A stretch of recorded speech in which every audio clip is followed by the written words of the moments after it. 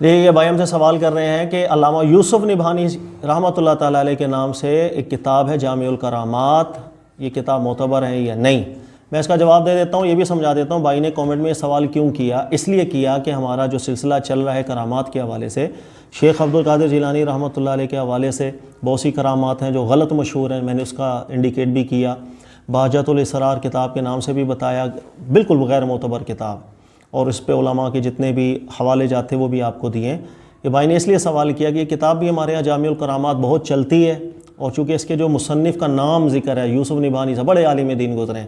لہذا جب ایک نام ہم دیکھ لیتے ہیں نا بڑے عالم دین کا، تو ہم سمجھتے ہیں کتاب بھی شاید معتبر ہونی چاہیے۔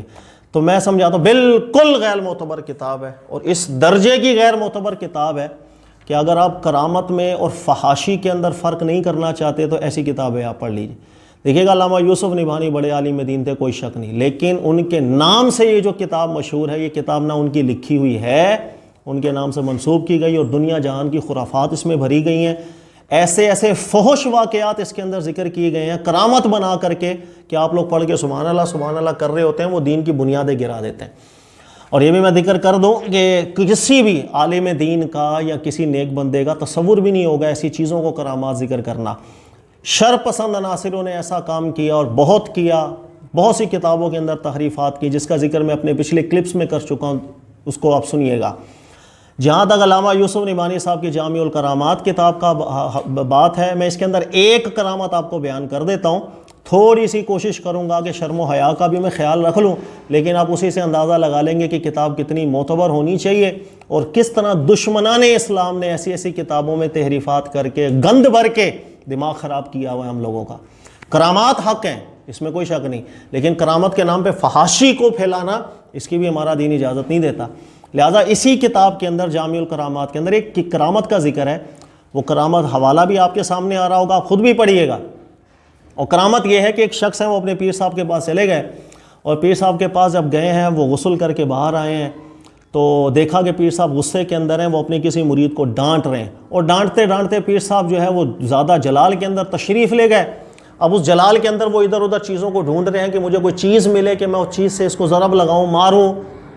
اپنے مرید کو۔ اب انہیں جب کوئی چیز نہ ملی تو وہ شخص کہہ رہا ہے میں نے اپنے پیر صاحب کی کرامت دیکھی، سبحان اللہ، کہ میں نے دیکھا کہ پیر صاحب کے جسم کا ایک عضو ہے جسے ہم عضو تناسل کہتے ہیں، کہا کہ وہ عضو تناسل طول پکڑتا چلا گیا، ایسا اس نے طول پکڑا کہ وہ عصا بن گیا، پھر اسی عصا سے اس نے اپنے مرید کی پھینٹی لگائی، پھر جب اچھا خاصا اپنے مرید کو مارا، اس کے بعد پھر میں نے دیکھا کہ وہ عصا پھر واپس